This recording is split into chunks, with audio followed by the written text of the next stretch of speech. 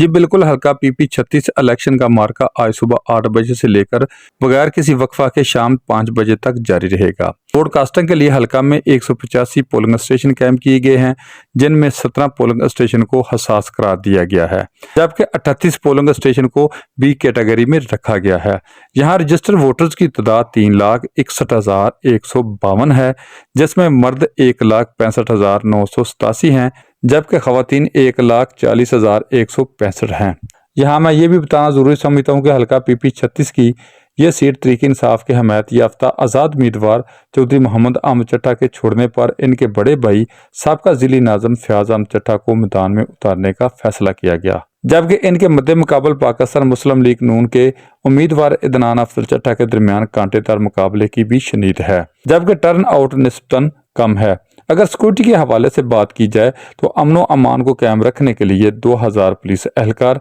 तैनात हैं, जबकि किसी भी नागहानी सूरत हाल से निपटने के लिए रेंजर्स और पाक आर्मी को भी स्टैंड बाई रखा गया है।